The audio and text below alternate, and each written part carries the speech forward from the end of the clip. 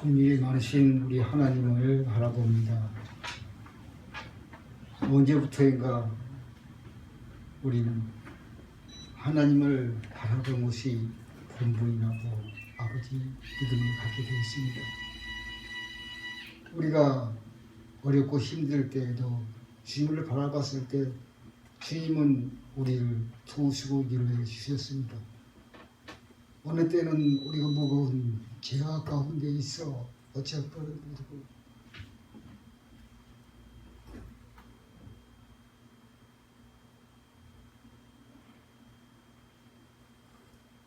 주님을 바라봤을 때는 그 피로 씻어주시고 우리에게 소망을 주심을 우리는 체험했습니다.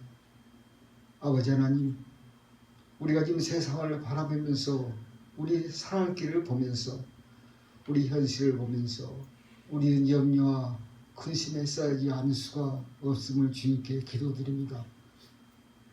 아무리 형편이 어렵고 힘들더라도 아버지, 오늘도 사도행전에 바울과 실라가 옥에 갇혔지만은 주님을 바라봤을 때 하나님의 말씀은 매이지 아니하고 옥에 갇혔지 아니하고 그 능력을 나타내는 것을 우리는 말씀을 통해 보았습니다.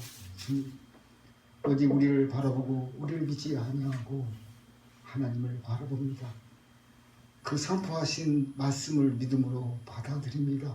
주님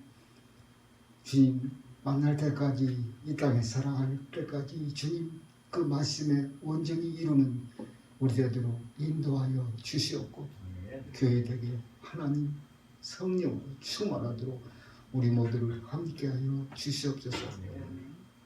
아버지, 오늘 정도 주를 바라보며 이 말씀 선포할 때 아버지 부족하고 나간 것은 감추시고 오직 하나님 뜻 안에 승가하는 복된 시간으로 함께하여 주시옵소서.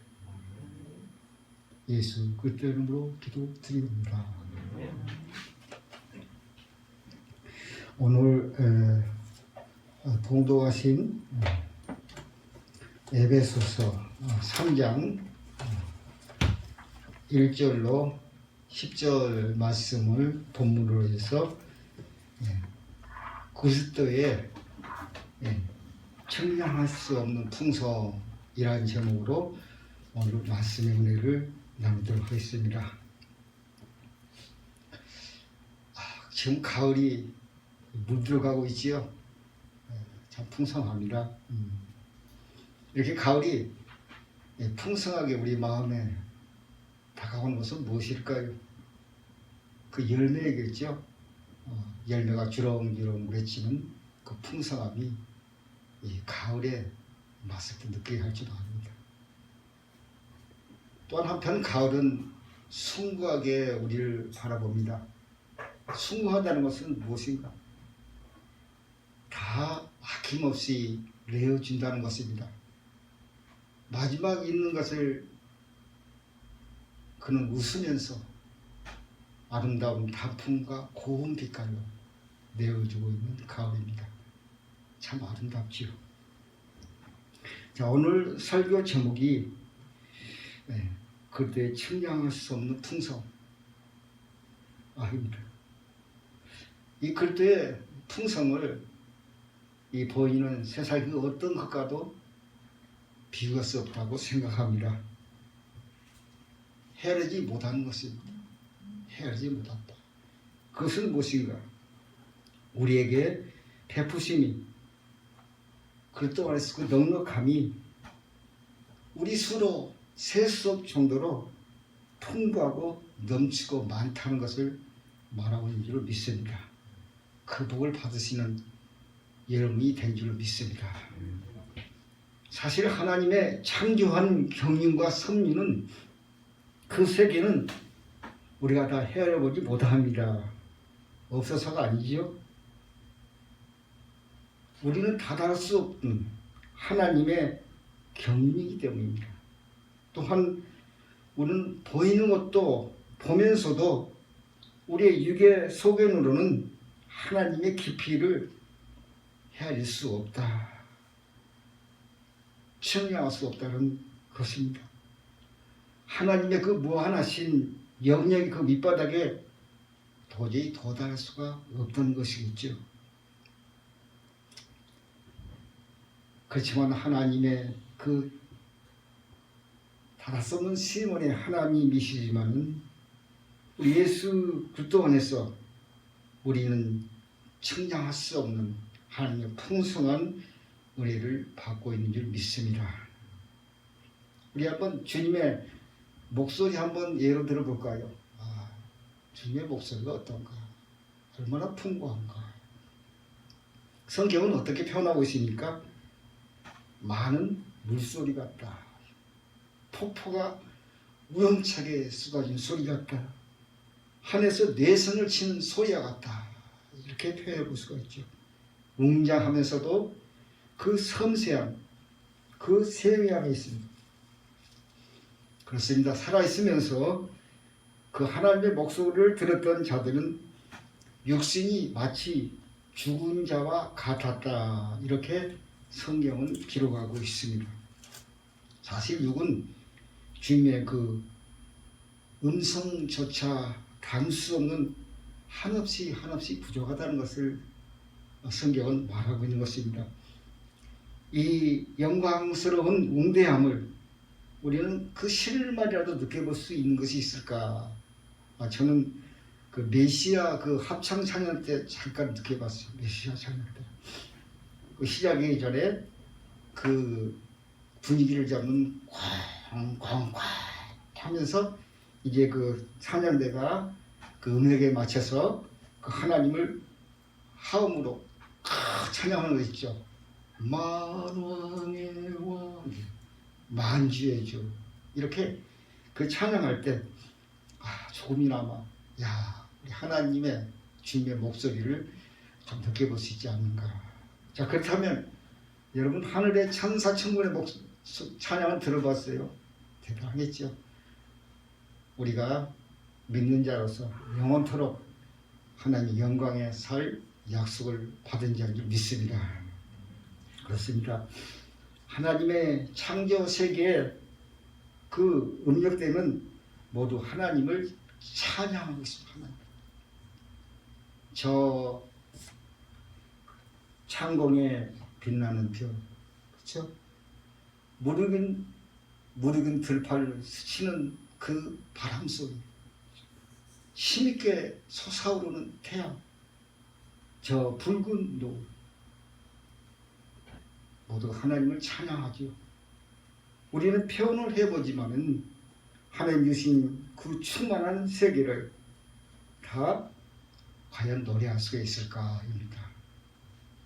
오늘 본문의 사도 바울은 사람이 태어날 때 있는 육의 성향이 아닌 하나님으로부터 새 성품을 받았고 계시로 받은 복음을 전파할 때 이 복음 안에서 하나님의 새 사람을 잊게 되는데, 이때 그리스도 안에 있는 하나님의 측량할 수 없는 풍성을 충만하게 채우게 된다는 것입니다.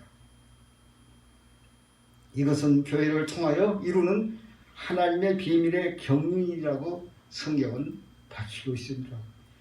에베소서 3장 1절 13절은 바울이 이것을 계시로 처음 했던 것을 기록했으며, 에베소 3장 14절로 19절은 믿는 이방 교회를 통하여 합당한 주 안에서 그릇이 되어서 그 하나님의 풍성을 충만하게 채우고자 하는 성경이 기록되고 있는 것입니다. 우리 본문 한번 3장 1절을 한번 봅니다. 시작. 이러므로 그리스도 예수의 일로 이방인을 위하여 하셨습니다. 바울은 말하거니와. 그렇죠? 맨 첫 절에 이러므로 이렇게 나왔죠. 이러므로 뭐 이유가 있죠. 뭐 때문에 이러므로 같이 됐을까? 한번 그 앞줄을 한번 보실까요? 19절, 2장 19절, 22절 한번 봅니다. 시작. 그러므로 이제부터 너희는 외인도 아니요 나그네도 아니요 오직 성도들과 동일한 시민이요 하나님의 권속이라. 너희는 사도들과 선지자들의 터 위에 세우심을 입은 자라. 그리스도 예수께서 친히 모퉁이돌이 되셨느니라. 그에 한해서 건물마다 서로 연결하여 주 안에서 성전이 되어가고 너희도 성령 안에서 하나님의 거하실 처소가 되기 위하여 그리스도 예수 안에서 함께 지어져 가느니라. 할렐루야. 우리는 지어져 가고 있는 아주 복스러운 우리 모습일 줄 믿습니다. 우리가 서로 바라볼 때 외견을 보지 마시고 하나님처럼 아름답게 바꿔져가는 심령의 속사람을 믿음으로 보시기를 바랍니다. 할렐루야. 그러므로 이 예수의 일로, 예수의 일은 복음이죠. 사도 바울이 이 복음을 위하여 갇힌 자가 되었다. 갇힌 자가 되었다. 참 우리 함께 생각해 볼 말씀은 어떤 말씀입니까? 왜 하나님께서는 복음을 전파하려면은 정말 우리가 생각하고 활동할 수 있는 모든 환경을 착착착착 다 열고 그냥 할 수 있는 대로 해줘야 하는데 지금 복음 전하는 바울을 갇히게 했을까? 이렇게 한번 마음의 생각이 깊어지겠죠. 왜 그랬을까? 갇힌 자 되었다. 이것은 무엇인가? 하나님의 일은 하나님이 이루신다는 것입니다. 하나님이 이루신다. 복음은 역설적이다. 역설적이다. 디모데후서 2장 9절에도 복음으로 말미암아 내가 죄인과 같이 매이는 데까지 고난을 받았으나 하나님의 말씀은 매이지 아니하느리라. 또 다른 성경이 이렇게 풀이하죠. 이 복음 때문에 제수처럼 감옥에 갇히기까지 하는 고난을 당하고 있습니다. 그러나 하나님의 말씀은 감옥에 갇혀있지 않습니다. 할렐루야. 어떤 어려운 환경과 고난과 그 가운데도 하나님은 옥에 갇히지 않는다는, 하나님의 말씀은 매이지 않는다는 그 말씀을 믿음으로 받아들이시길 바랍니다. 하나님은 하나님 뜻대로 일하시는 능력의 하나님이신 줄 믿습니다. 그래서 이와 같이 사도 바울은 갇힌 모습이 부끄러운 것이 아니라 오히려 복음을 전하게 되는 계기에 대해 하나님께 영광입니다. 그래서 하나님의 영광을 보이죠. 나는 갇혀있으나 하나님의 말씀은 이만큼 힘과 능력이 있습니다. 구원할 모든 것을 이루십니다. 그것을 보여주었죠. 2절은 여러분을 실제로 여러분을 위해 내주신 하나님의 은혜의 직분에 대하여 들으실 것입니다. 그래서 자기의 은혜의 직분을 2절은 말씀하고 이것을 알게 된 것은 3절이죠. 계시를 통해 그 비밀을 알게 되었다. 계시는 무엇입니까? 숨긴 것을 나타내는 것, 가린 것을 벗겨내는 것이다. 비밀은 감추었던 입을 다문다 했는데 예수 그리스도의 계시로 말미암아 나타났다. 이것을 예수의 계시로, 그렇죠? 그 감췄던 하나님의 비밀이 드러났다. 이것을 드러내주고 있는 것입니다. 이 사실을 기록해 놓았습니다. 그 아주 이 기록해 놓은 이 말씀을 읽으면은 내가 하나님의 비밀 감추었던 그 계시의 말씀을 너희가 읽으면 너희도 알게 될 것이다. 깨닫게 될 것이다. 그래서 그 하나님의 경륜의 그 말씀을 기록해 놓음으로써 모든 믿는 자에게 하나님의 국민에 참여하는, 구원에 참여하는 복음의 그 장을 열어놓은 줄 믿습니다.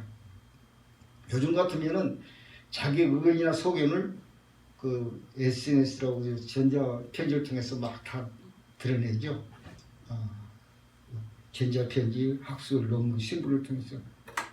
우리나라 이 성경의 말씀은 비록 2000년 전에 성령의 감동을 통하여 기록되었으나 지금도 우리가 믿음으로 바라보고 믿는 진리의 성경을 믿습니다. 그 수많은 세월이 지났는데도 지금도 우리가 이 말씀을 믿음으로 진리로 받게 하신 것은 사람의 힘일까요? 바울의 힘일까요? 물론 전하는 바울도 있었겠지만 이것은 오직 감옥에 갇혀있지 아니한 세상의 어떤 제도와 학문에도 그것이 소멸되지 아니하는 하나님의 살아있고 생명 있는 진리의 말씀인 줄 믿습니다. 성령의 감동을 통해서 지금 우리에게도 그 말씀이 마음에 부어지고 있는 줄 믿습니다. 사도 바울은 계시를 깨달아 알게 된 것을 그것은 우리는 믿음으로 보고 있습니다. 믿음으로 보고 있다는 것은 이해할 수 있다 이것입니다. 5절 한번 7절을 봅니다. 이제 그의 거룩하신 사도들과 선지자들에게 성령 나타내신 같이 다른 세대에서는 사람의 아들들에게 알리지 아니하였으니 이는 이방인들이 복음으로 말미암아 그것도 예수 안에서 함께 상속자가 되고 함께 지체가 되고 함께 약속에 참여한 자가 됩니다. 이 복음을 위하여 그의 능력의 역사하시는 대로 내게 주신 하나님의 은혜의 선물을 따라 내가 일꾼이 되었노라. 할렐루야. 5절은 특별한 경우이죠. 구약 성경에서는 일부 드러났지만은 지금만큼은 드러나지 않았다는 것입니다. 지금은 성령 안에서 그분의 거룩한 사도들과 선지자들에게 계시로 하나님 허락해 주신 줄 믿습니다. 6절은 이 비밀은 성령을 통하여 사도들에게 의해 밝혀지고 있습니다. 과거 여러 세대에서는 사실 감춰져 있었죠. 복음을 통해 드러났습니다. 예수 그리스도의 안에 있는 이방인에게 믿는 이방인에게 하나님의 경륜을 통하여 구원하는 축복의 말씀을 허락한 줄 믿습니다. 여기에서 우리는 함께라는 것은 무엇인가? 함께. 우리 예수와 함께라는 말을 쓰죠. 함께 갑시다. 그것은 한번 지나지 않고 계속해서 그 같은 것을 행동하게 된다. 함께하게 된다. 현재 진행이에요. 그래서 우리가 예수를 믿게 되면 그 믿는 그 시점부터 예수와 함께 동행하게 된 줄 믿습니다. 함께 된다. 로마서 8장 17절 자녀이면 곧 상속자라. 우리 예수 믿어 자녀가 됐으면 저 여러분은 상속자라. 그 상속자는 하나님의 상속자라. 하나님께서는 하나님의 것을 상속으로 갖기를 원합니다. 그 상속이란 것은 우리가 바라보는 물질 그 정도가 아니겠죠. 하나님의 품성과 하나님의 나라에 대한 온전한 의인으로서 하나님의 그 품성을 갖춘 삶을 말하고 있겠죠. 그 삶을 갖췄는데 그에 해당하는 모든 하나님의 세계가 열려지겠지요. 자, 자녀이면 그 상속자라. 그 상속자는 하나님의 상속자라. 그리스도와 함께한 상속자라. 그래서 예수와 함께한 상속자라는 것입니다. 함께 공동의 상속자가 되었다. 함께 몸의 지체가 되었다. 대단하죠. 함께 몸의 지체가 되었다.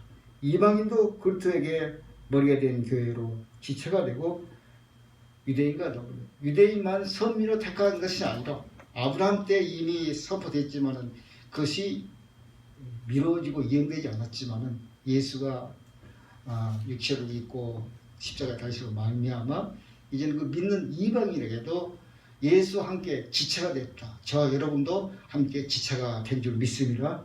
함께 약속에 참여했다. 아브라함에게 약속했던 그 약속이 믿음으로 우리에게도 함께 임한 줄 믿습니다. 땅의 모든 족속이 복을 받으리라. 이 말씀을 믿음으로 선포했지만은 이방인에게 이 땅의 모든 족속이 복을 받으리라. 이 말씀은 이제는 예수 그리스도 오심으로 말미암아 이제는 그 복음이 이방에 전파됨으로 말미암아 그 길이 열리게 된 줄 믿습니다. 과거에는 제외됐지만은 그리스도 안에서 속함으로 아브라함의 약속 즉 생명과 구원의 약속이 유대인과 동일하게 참여하는 자가 되었다. 이 말씀입니다. 복음의 일꾼이라 세상에 있을 때는 가장 위대한 가치성을 창출하는 것 무엇일까요? 복음의 일꾼입니다. 가장 하나님이 복되게 부르는 일꾼이다. 예수님께서도 이 땅에 오셔서 뭐라고 표현하실까요? 나도 일한다. 하나님께서 예수께서 이르시되 내 아버지께서 이제까지 일하시니 나도 일한다. 그래서 복음의 그 일꾼을 일한다고 그랬어요. 나도 일한다. 이게 말씀을 선포하는 것도 하나님의 일이고, 그렇죠? 또한 우리의 그 직분을 가지고 봉사하는 것도 하나님의 일이고, 하나님의 은사를 가지고 치료하는 것도 하나님의 일이고, 그래서 하나님의 일은 하나도 규정할 수 없죠. 기도함으로 교회에 봉사하고 문물질하는 모든 것을 일한다. 그래서 이 복음을 위하여 교회 한 지체가 돼서 일하는 것을 우리는 가장 큰 가치로 여겨야 할 줄로 믿습니다. 가장 큰 가치. 자, 일이라는 것은 무엇입니까? 주어진 시간을 돈으로 바꾸는 것이다. 수익을 창출하는 일이죠. 일은 우리에게 어떤 시간이 주어졌는데 일을 안 하면은 그 시간들이 헛되이 흘러가 버려요. 그래서 일을 하게 되면은 그 시간이 돈으로 바꿔져. 수익이 창출됐다 이 말입니다. 그래서 일한다는 이 의미를 우리는 하나님 뜻 안에서 한번 깊이 마음에 새겨야 볼 줄 믿습니다. 일한다. 돈이란 세상 사람이 사는 세상에서 통행들이 합해이죠. 돈이 있어야 살아가죠. 서로 통행하면 합해이기 때문에 어떤 값이 있어야 서로 통용이 되는 세상이 되겠죠. 이 경영이라고 그래요. 경영. 국가 간의 무역이라고 그래요. 이 돈이 있어야 서로가 통용하고 이해되고 그런 모습이 된다는 것이 화폐인 것입니다. 그래서 시간은 돈이다. 한 번 더. 시간은 돈이다. 이해가 되시죠? 일하지 않으면은 그 시간이 돈으로 바뀔 수 없어. 그런데 그 돈보다 앞서서 있는 것은 일하는 것이에요. 내가 그 시간에 일을 한다. 그러면 돈이 따르게 되는 것입니다. 돈이란 통용을 어떤 가치로 삼고 있느냐. 그런데 우리 중요한 것은 돈을 이게 서로 돈이 없으면 못 사는 세상인데 그 통용하는 그것을 세상 사람이 생각하는 것이 있고 믿는 자가 생각하는 가치가 있습니다. 그 가치가 달라야 한다는 것입니다. 세상 사람과 이 돈을 쓰고 하는데 똑같은 생각을 하게 된다면 믿는 자가 아니겠죠? 그래서 뭐 여러 말이 많겠지만 크게 세 가지로 보게 되면은 이 가치관을 다른 것이 세상과 구별되는 관점이다.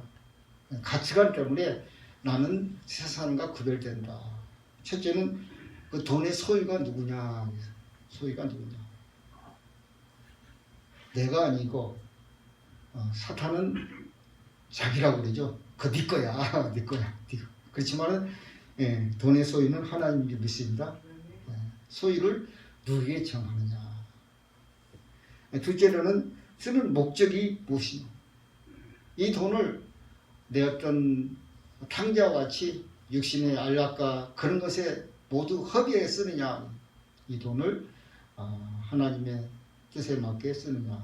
그래서 돈을 어떻게 쓰느냐. 이것이 세상과 믿는 자의 구별점입니다. 다 그 후에는 이 돈을 썼는데 공을 어디에 돌리느냐. 내가 한 거야. 그리고 다 내 거야. 그런 사람 요즘도 있죠. 그게 세상 구별되지. 이것이 하나님께서 하신 것이야. 이렇게 구분될 때 진실로 주님께서 말씀하신 일이라는 그 정의를 이 땅에 가치로서 세울 수 믿습니다. 하나님의 가치성을 창출하는 것이 일이라 할 수가 있습니다. 성경을 보면 그럼 돈이 없어서 어떻게 해요? 성경은 돈이 많고 적음을 하지 않습니다. 예수께서는 그 성전에 들어가는 사람들이 그 돈 뭐라고 그래? 갑자기 생각이 안 나요. 거기에 돈 넣는 것을 보시고 헌금. 돈이 많고 적음이 아니라 어떤 믿음으로 했느냐. 어떤 가부가 아주 적은 동전을 넣었지만은 생활부 전부였다. 그래서 어떻게 믿음으로 했느냐가 문제이기 때문에 우린 돈이 많아서 나는 할 수가 없어요. 그런 핑계는 될 수가 없다는 것입니다. 믿음으로 하게 된다면 하나님께서는 그 신령을 보고 판단하실 줄로 믿습니다.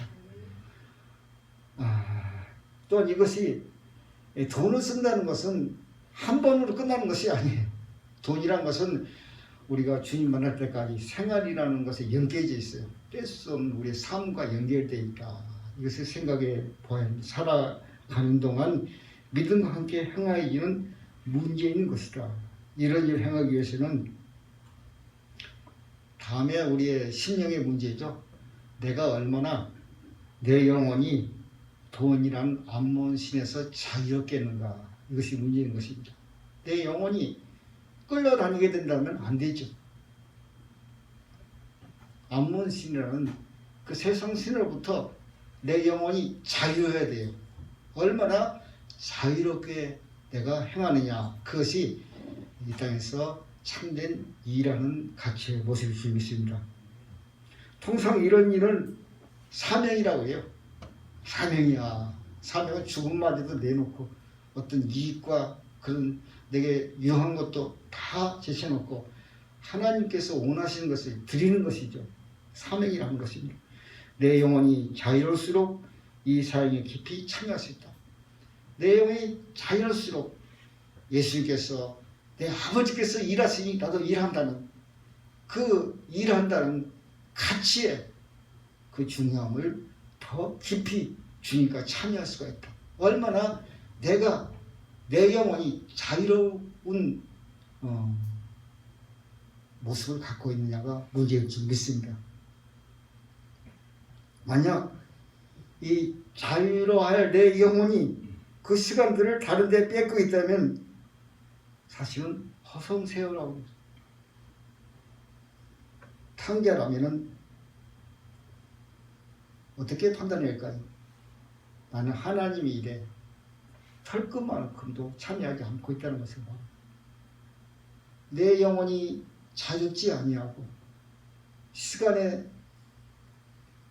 헛된 시간에 뺏겨서 허송하고 있다면 그것은 이 사역에 주님께서 선포하신 사역에 조금도 참여하지 않고 있다.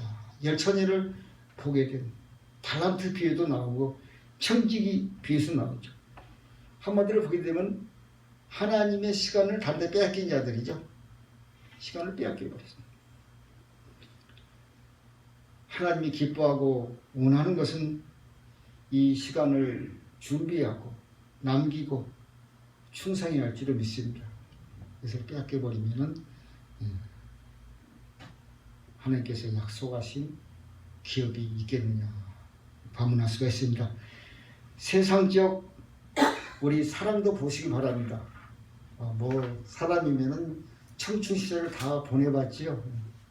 좋아하고 내가 사랑하는 있게 되면은 먼저 무엇을 찾습니까? 어떻게 하면 그 사랑하는 사람과 시간을 많이 가질까? 그렇죠? 그건 자연의 법칙. 그리고 시간을 많이 갖고 단둘이만 있는 어떤 장소를 찾게 되는 것이 사랑하는 이의 그 속성이에요. 숨길 수가 없어요. 자, 그 사랑을 위하여 시간을 찾고 그 장소를 구하는 이 모습을 가장 많이 체험해 본 그 성경 인물이 누구일까요? 솔로몬입니다. 솔로몬이 그 실체를 영적으로 그대로 풀이해 나왔어요. 아가서는 바로 주인과 사랑의 관계. 솔로몬은 그 많은 그 사랑을 해보았지만 그 모든 사랑을 다 제쳐놓고 주인과의 사랑을 가지라. 그런 하나님의 성이 계셔서 그 성경을 기록하지 믿습니다. 어떻게 기록해 놨습니까? 아가서는 주인과 깊은 시간대를 말하고 있어요. 믿음으로 보시기 바랍니다. 아가서 1장 4절은 왕이 나를 그 방으로 이끌어 들이시니 너는 나를 인도하라. 우리가 너를 따라 달려가리라. 우리가 너희로 말미암아 기뻐하고 즐거워하니 내 사랑이 포도주보다 더 진함이라. 처녀들이 너를 사랑에 마땅하구나. 나를 그대에게로 데려가 주세요. 어서 빨리 서두르세요. 왕이 나를 그의 방으로 데려가셨어요. 주님과 함께할 기쁨의 시간을 여러분 찾으시기 바랍니다. 주님 함께할 시간을 찾으시기 바랍니다. 그 시간이 없는 것이 아닙니다. 사실은 다른 그 무엇의 시간을 빼앗기고 있다는 것입니다. 주님보다 다른 것을 사랑해야 된다면 주님과 깊은 관계를 가질 기도와 시간을 빼앗기고 있다는 것입니다. 주님께서는 그것을 원하고 있는 것입니다. 나와 함께 이야기 좀 하자. 내게 뭐든 물어보라. 나를 바라보라. 내가 너에게 구했을 때, 어려움이 있을 때, 슬픔이 있을 때 내가 너를 돕지 않았느냐. 지나온 모든 세월들 다 되돌아봐도 주님이 나를 버린 적이 있느냐. 이를 찬양하지 않습니까? 그것을 주님은 원하고 있습니다. 너의 모습과 너의 형편과 너의 모습을 보고 내가 원하는 것이 아니라 주님이 이러한 은혜의 사실을 내가 믿음으로 받아들이느냐. 받아들이는 그 시각부터 너는 내 새 성품으로 너를 채워줄 것이다. 이런 마음을 갖고 있는 줄 믿습니다. 주님 앞에 어느 때라도 주저 말고 망설이지 말고 무릎 꿇고 주님께 무릎 쓰기 바랍니다. 가장 어떤 세상 사람보다도 현명하고 지혜로운 살아갈 수 있는 그 말씀을 인생길을 주님이 열어줄 줄로 믿습니다. 주님을 기피할 그 시간을 찾으십시오. 그러기 위해서는 무엇을 다 뺏기고 있는 가 생각하면서 예수 이름으로 버리고 끊고 선포하시길 바랍니다. 3장 8절을 봅니다. 모든 성도들 중에 지극히 작은 자보다 더 작은 나에게 은혜를 주신 것은 지나갈 수 없는 그때의 풍성함을 이방인에게 전하가 하시고. 겸손한 바울입니다. 하나님은 누구와 함께 일하십니까? 겸손한 자와 함께 일하십니다. 우리가 성경 역사를 보게 되면 바울처럼 기독교적 업적을 이룬 사람을 찾아볼 수가 없는데 그 하나님의 업적을 이뤘던 그 사도 바울이 어떻게 고백하고 있습니까? 이 교회 중에서 가장 작은 자, 믿음으로 여러 모습이겠죠? 형편으로 그 작은 자보다도 그 밑에 들어갔어요. 더 작은 나에게 겸손이죠. 은혜를 주신 것은 할렐루야. 하나님께서는 겸손한 자 일하시며 그 겸손을 중에서 하나님은 마음껏 일할 수가 있어요.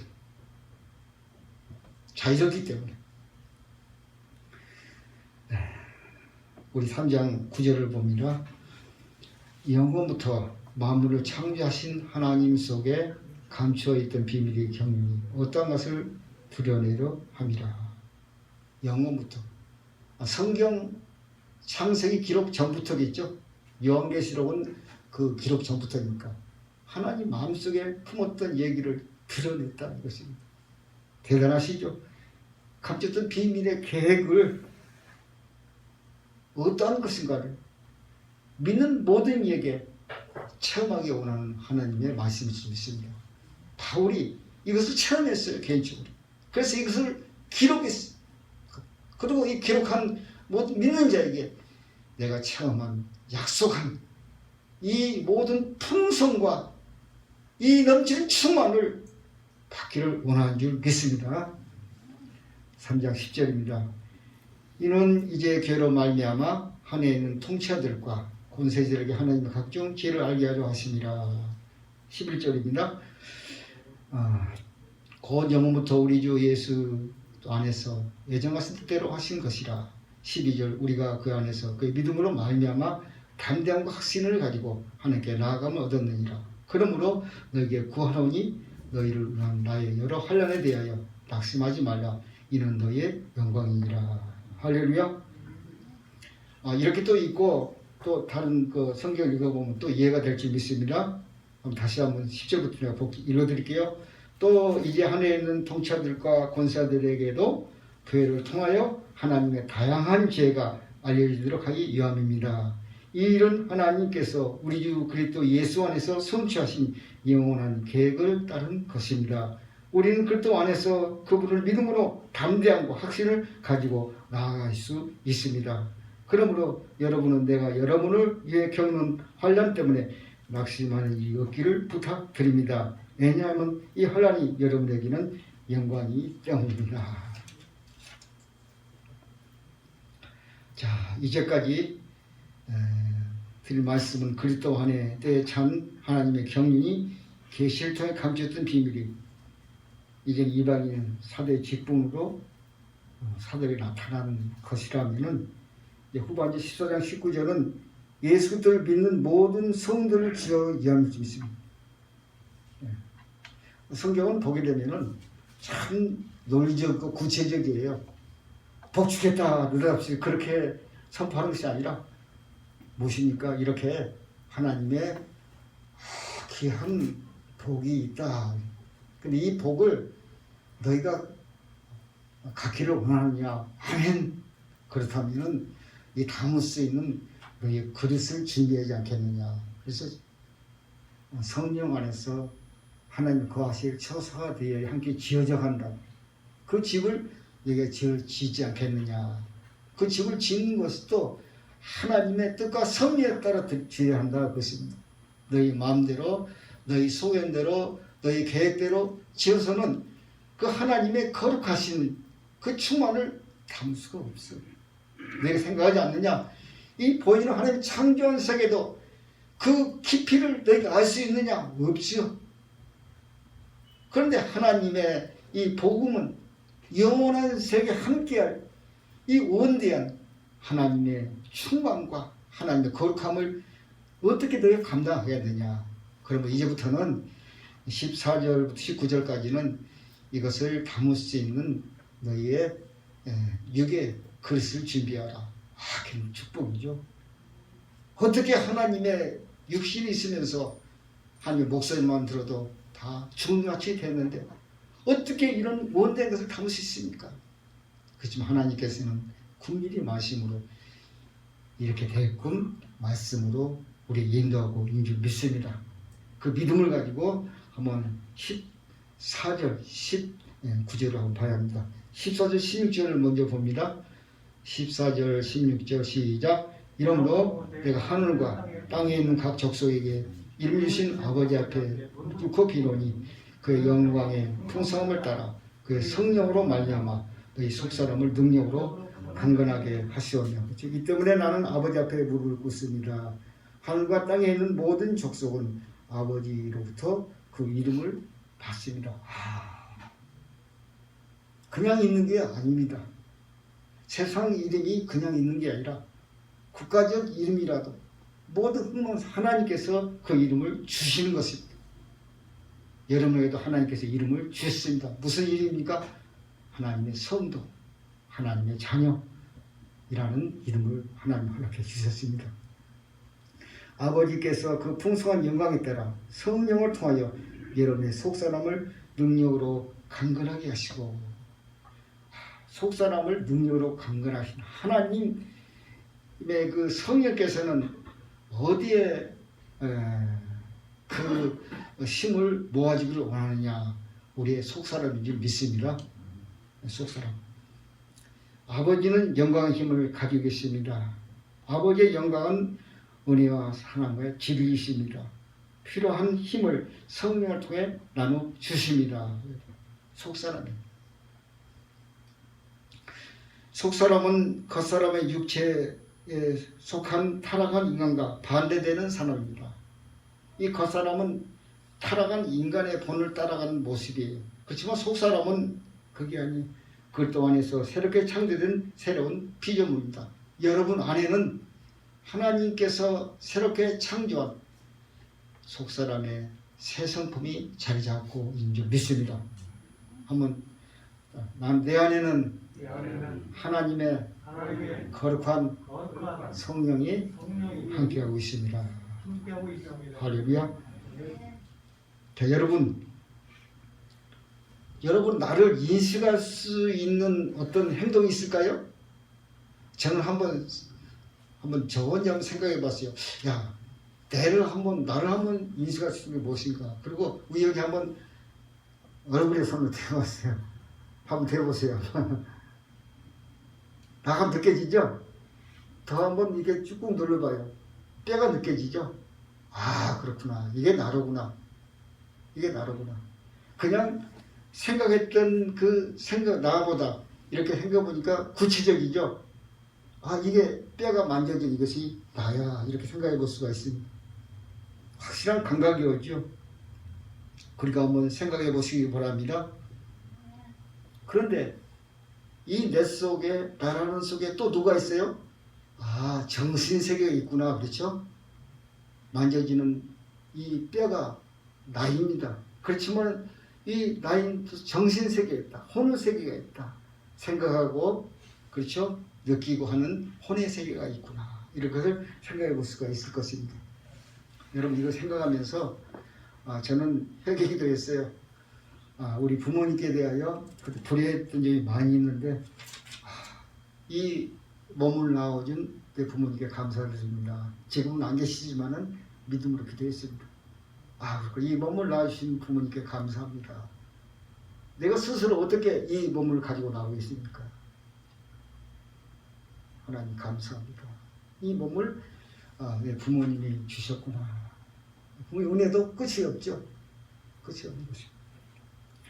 우리 더 한번 깊이 생각해 볼 수 있는 것은 나는 예수를 믿음으로 말미암아 이 땅의 몸이 아닌 하늘의 몸을 받았습니다. 나는 믿음으로 하늘의 몸을 받았습니다. 할렐루야. 그 부활 때 받게 되겠죠. 하늘의 몸을 받았습니다. 이 몸은 하늘 시민권을 가지고 이미 믿음으로 나는 하나님의 족속이라는 시민권을 받게 됐습니다. 그렇구나. 이제부터는 우리가 어떻게 해야 합니까? 내 마음의 정신세계, 혼의 세계가 속사람이 어떻게 돼야 한다고요? 달라져야겠구나. 달라져야겠구나. 육으로 따라갔던 습관 간섭을 과감히 버려야겠구나. 세상 살아가는 수같은 시간을 끊어야겠구나. 오직 주인과 함께 동의하는 시간이 되겠구나. 이 속사람은 내 육도 부모가 낳아줘서 얼마나 고마운데 영원히 살 이 하늘의 몸을 말씀으로 낳아주시오. 얼마나 고맙습니까? 그러므로 이제는 세상 따라가 내 모습이 아니라 오직 하나님의 뜻에 따라 살아갈 복받은 우리 생명인 줄 믿습니다. 자숙이 되었습니다. 속사람이라고 해서 이게 몸이 따로 있는 게 아니에요. 같은 인격체입니다. 분리할 수가 없어요. 이 정신의 세계와 몸은 분리가 안 돼요. 하나라는 것입니다. 하나로 생각하시기 바랍니다. 이것이 잘못되면 이단으로 들어가. 하나예요. 성령 안에서 나를 인식할 때 육체의 소용을 다시는 육의 사람이 아닌 하나님의 가르침을 따라야 할 영의 사람인 줄 믿습니다. 17절 봅니다. 3장 17절 시작. 믿음으로 말미암아 그리스도께서 너희 마음에 계시가 없이고 너희가 사랑 가운데 뿌리가 박히고 터가 굳어져서 능히 모든 성도와 함께 지기 넘치는 그의 사랑을 알고 어떻게 해요? 믿음으로 말미암아 그리스도께서 너희 마음에 계시가 없이고 단순히 사시게 한다. 계시게 한다. 어떻게 해요? 그리스도께서 내 마음에 사시게 한다. 이것이 믿음인 줄 믿습니다. 내 마음에 사시게 한다. 사신다는 것은 주님께 묻고 고백하고 그 지혜와 교훈을 따르는 것이죠. 내 마음에 사시게 하고 인격적으로, 그렇죠? 인격적으로 사랑 가운데 뿌리가 박히고 이제 사랑 가운데 뿌리가 박힌다는 말을 내리고, 그렇죠? 뿌리가 내리고 터가 굳어져서 기초가 굳어져서 다시 한번 생각해 보고선 우리의 영혼은 사랑의 뿌리가 내려야 합니다. 할렐루야. 사랑의 뿌리가 내려야 합니다. 주님은 사랑으로 우리에게 오셨어요. 그 사랑에 내 영혼이 뿌리가 내려야 합니다. 내 영혼이 그 사랑의 뿌리가 내리지 않을 때는 하나님의 그 생명력을 드러낼 수가 없는 것입니다. 나무가 옥토에 뿌리를 깊이 박아서 그 좋은 양분으로 풍성한 열매를 내듯이 우리의 영혼은 뿌리 낼 곳은 하나님의 사랑이라는 것입니다. 사랑하는 여러분, 하나님의 사랑의 뿌리를 내리시기를 바랍니다. 그 뿌리에서 우리의 생명이 힘있는 하나님의 모습이 드러날 줄 믿습니다. 시편 1편은 어떻게 고백하고 있습니까? 3절은 그는 오직 여호와의 율법을 즐거워하여 그 율법을 밤낮으로 깊이 묵상한다. 생각하는 자다. 그는 시냇가에 심겨진 나무와 같이 시절을 따라 제때에 따라 열을 맺고 그 일이 시들지 않으며 하는 일마다 다 잘 될 것이다. 하는 일마다 형통한다. 다 잘 될 것이다. 사랑의 뿌리가 내린 그 나무, 시냇가에 뿌리를 내린 나무처럼 그 사랑의 근원을 두고 있는 크리스찬은 모든 것이 잘 될 줄 믿습니다. 여호와의 십계명을 하나로 요약하면 사랑이죠. 사랑이다. 18절을 봅니다. 시작. 능히 모든 성도와 함께 넘치는 그때의 사랑을 알고 그리하여 여러분은 모든 성도와 함께 그때와 사랑의 폭과 길이와 높이와 깊이 어떠함을 깨달아 알 수 있게 되고 그래서 오직 사랑입니다. 사랑에 우리의 영혼이 뿌리가 내릴 때 비로소 하나님의 원하시는 능력이 나타납니다. 길이가 나타납니다. 깊이가 나타납니다. 그것은 주님이 뜻안에 행할 수 있는, 이해하고 사랑할 수 있는, 모두 포용할 수 있는 말씀 매이지 않고 이루시는 그 능력이 나타나는 것입니다. 뿌리가 내릴 때. 그러면 우리는 원수도 사랑하라는 말은 의미가 있는 말입니다. 우리를 유한 말씀인 줄 믿습니다. 원수를 사랑하라. 어찌하든 뿌리를 내리라. 뿌리가 내릴 때 매이지 않은 하나님의 말씀은 놀라운 능력을 드러낼 것이다. 복의 말씀인 줄 믿습니다. 19절 봅니다. 너비와 깊이와 높이가 깊이가 어떠함을 깨달아 하나님의 모든 충만한 것으로 충만한 20절입니다. 우리 가운데 역사하신 능력대로 우리가 구하거나 생각하는 모든 일에 넘치도록 하시되 21절 교회 안에서와 그리스도 예수 안에서 영광이 대대 영웅을 원하노라. 말씀을 맺어봅니다. 그의 그 터가 기초가 하나님의 계시를 받은 사도들과 선지자들의 가르침이 확실한 된 모퉁이 도신 그리스도와 함께 함인 줄 믿습니다. 이것은 하나님의 사랑입니다. 이 하나님의 말씀을 사랑으로 함축해서 간직하시기 바랍니다. 이 사랑은 굳건합니다. 세상에 홍수가 나고 창수가 나더라도 그 터는 무너지거나 떠내려가지 않을 줄 믿습니다. 세상이 힘들고 어렵더라도 우리가 사랑의 뿌리를 내리고 주님을 바라보는 우리의 모습이라면 하나님 말씀 항상 우리의 존재는 빛날 줄로 믿습니다. 이 사실을 모든 그때에 알도록 오늘 성경은 공개하는 것입니다. 바로 통해서 교회를 위하여 지나갈 수 없는 영역은 그때의 사랑의 벨버입니다. 모든 사랑을 포옹하며 그때의 사랑의 길입니다. 영혼 무궁하며 그때의 사랑의 깊이입니다. 어떤 피조물도 잴 수 없으며 그때의 사랑의 높이입니다. 어떤 원수도 도달하지 못하는 영역입니다. 이 풍성의 영역에서 하나님의 충만으로 우리의 충만으로 채워져 가야 한다는 것입니다. 하나님의 충만을 우리의 충만으로 채우라. 그것을 마음들어서 이미 채워졌다고 하지 마시고 아직 채워지지 않은 부분도 많이 있을 줄 믿습니다. 더 구하시기 바랍니다. 그 충만이란 하늘에 계신 너희 아버지가 온전하신 같이 그래도 온전하라. 우리의 신앙의 최후의 모습은 온전하는 것입니다. 할렐루야. 온전을 향하여 끝없이 믿음의 행진을 하시기를 바랍니다. 그리스도의 창성한 분량이 이르기까지 하나님의 은혜로 주신 이 온전함을 하늘날의 최종적인 아름다움을 나타낼 줄 믿습니다. 이 모습이 속사람이 사도 바울을 계시를 통한 목적이며 약속입니다. 사랑하는 여러분, 성령 충만함을 통해 모든 지식에 뛰어넘는 그때의 사랑을 알아 그 옥토의 뿌리를 내려 속사람이 힘을 얻어 강건하여 하나님의 온전하심을 이루시기를 예수님으로 축원드립니다. 육신으로 이 땅에 사는 동안 그때에 친할 수 없는 풍성한 충만을 나누어서 하늘나라에서 아름답고 존귀한 그때와 함께한 복이 있는 그때와 함께한 상속자가 되시길 예수 그리스도의 이름으로 축원드립니다. 사랑의 아버지 하나님, 오늘도 아버지 하나님 이 복된 말씀을 우리에게 주심을 감사합니다. 오직 성령께서 놀라운 은혜로 말미암아 이 말씀을 기록하였사오니 믿음으로 받고 하나님이 충만함으로 채워나가도록 우리 인도하시고 함께하옵소서. 예수 그리스도 이름으로 기도드립니다. 찬송가